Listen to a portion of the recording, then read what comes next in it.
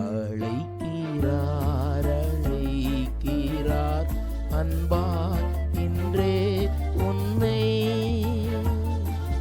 அழைக்கிறார் அழைக்கிறார் அன்பார் இன்றே உன்னை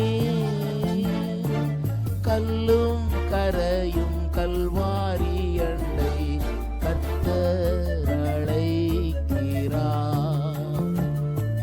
கல்லும் கரையும் கல்வாரி அண்டை கர்த்தர் அழைக்கிறார். இயேசு கிறிஸ்துவின் மகோன்னதமான நாமத்தில் உங்களுக்கு அன்பின் வாழ்த்துக்கள். பரிசுத்த வேதாகமத்தில் சங்கீத புஸ்தகம் 14ஆம் அதிகாரம் 7ஆம் வசனத்தில் நாம் இவ்விதமாய் வாசிக்கிறோம். சியோனிலிருந்து இஸ்ரவேலுக்கு ரட்சிப்பு வருவதாக. கர்த்தர் தம்முடைய ஜனத்தின் சிறையிருப்பை திருப்பும் போது யாக்கோபுக்கு கழிப்பும் இஸ்ரவேலுக்கு மகிழ்ச்சியும் உண்டாகும். இந்த சங்கீதத்தின் கடைசி வசனத்தில் ஜெபம் மற்றும் நல்வாழ்த்துக்கள் இவ்விரண்டு உணர்ச்சிகள் அடங்கியுள்ளது. சியோனிலிருந்து இஸ்ரவேலுக்கு ரட்சிப்பு வருவதாக என்ற தாவீதின் அறிக்கையானது வாஸ்தவத்தில் கர்த்தராக இயேசு கிறிஸ்துவை குறித்த தீர்க்க தரிசன வார்த்தைகளாய் இருக்கிறது. சியோன் என்பது அந்த மலையின் பெயராயிருக்கிறது. இதன் மேல் எருசலேம் நகரம் கட்டப்பட்டு இருக்கிறது. பின்னர் எருசலேம் நகரம் சியோன் என்றும் அழைக்கப்பட்டது.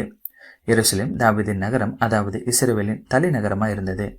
மேலும் தேவனுடைய உடன்படிக்கை பெட்டியை தாவீது இங்குதான் வைத்திருந்தான். உடன்படிக்கை பெட்டி, அதாவது ஆண்டவருடைய பிரசன்னம். இது நிமித்தமாகவே சியோன் மலை மற்றும் எருசலேம் நகரத்தை பரிசுத்தமானதாக அழைக்கப்படுகிறது. மேலும் இதன் காரணமாகவே இரட்சிப்பானது பரிசுத்த நகரமான சியோனிலிருந்து மட்டுமே வரும் என்று தாவீது ராஜா விசுவாசத்தோடு கூறியிருந்தான். புதிய ஏற்பாட்டில் சியோன் அல்லது எருசலேம் நகரமானது பரலோக நகரத்தின் சின்னமாயிருக்கிறது. இங்கு பரிசுத்த ஆண்டவர் வாசமாயிருக்கிறார். பரலோகத்திலிருந்து பூமிக்கு வந்த கர்த்தராக இயேசு கிறிஸ்து பாவம் மற்றும் சாத்தனின் அடிமைத்தனத்தில் அகப்பட்ட மனுக்குலத்தின் ஒரே ஒரு இரட்சகராயிருக்கிறார். அவர் மனுக்குலத்தின் பாவமாம் கொடிய பாரத்தை சிலுவையில் ஏற்றுக்கொண்டு சியோன், அதாவது எருசலேமின் எல்லைக்கு வெளியே கடந்து போனார். அதே சிலுவையில் அவர் தம்மை பலியாக ஒப்புக் கொடுத்தார்.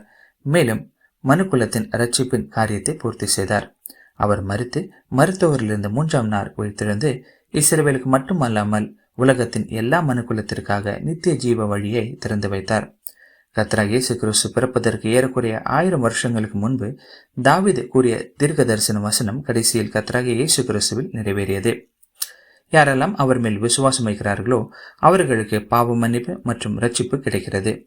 பிரியமானவர்களே, இந்த ரட்சிப்பு உங்களுக்கும் கிடைக்க வேண்டும் என்பதே ஆண்டவரிடத்தில் உங்களுக்கான எங்களுடைய வேண்டுதலாயிருக்கிறது.